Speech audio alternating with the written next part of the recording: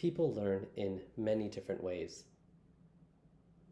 For some youth, it can be really tough to focus one's attention and sit still for long periods of time.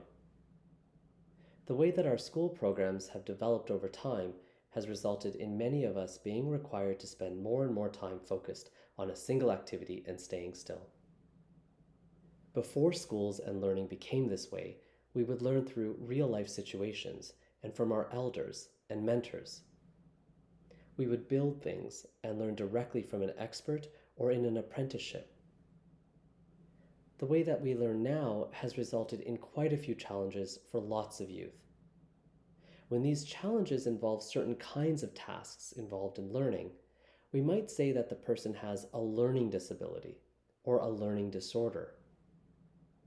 Being diagnosed with a learning disability or a learning disorder requires testing that is often done by a psychologist or a psychometrist.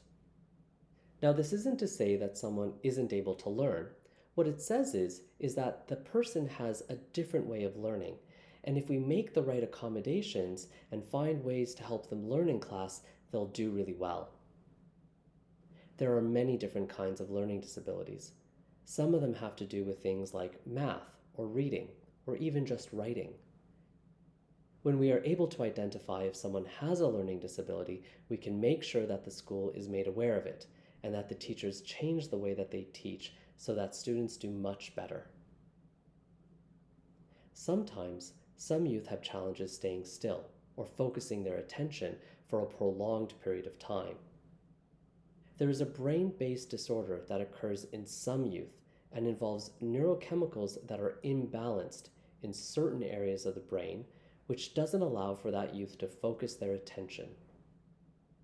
When this happens for a really long period of time, and when it results in a lot of challenges, a doctor might diagnose a condition called attention deficit hyperactivity disorder, or ADHD. This kind of diagnosis is only made by a doctor, and it requires a full review of what is happening for the youth and what other things might be causing them to not be able to focus their attention. One of the challenges with diagnosing ADHD is that people often face challenges focusing their attention or staying still in class for lots of different reasons. For instance, someone might be too anxious to focus, or someone might be under the influence of substances, even cannabis, which can make it really tough to focus for long periods of time. Trauma or bad things happening to someone can cause them to have major difficulties focusing their attention or even staying still. ADHD often involves something called hyperactivity, and what this is an inability to stay still for long periods of time or constantly feeling like you're on the go. When someone is diagnosed with ADHD, they often require lots of different kinds of interventions. Something that we almost always do is called behavioral therapy, and this involves learning techniques to focus one's attention and stay on task. It can also involve learning ways to get one's energy out and reduce hyperactivity. We often break up tasks by writing out lists of things to do and establishing more techniques to focus one's attention. The use of things like day planners and scheduling out activities in the day can also be helpful. We often look at changing things at school as well in order to make things better for the youth. This can mean getting more time to complete examinations, taking more breaks, and getting more support to do well. In some cases, medications are used to treat ADHD. When used effectively and appropriately, these medications can actually have a really big impact on how well a youth learns.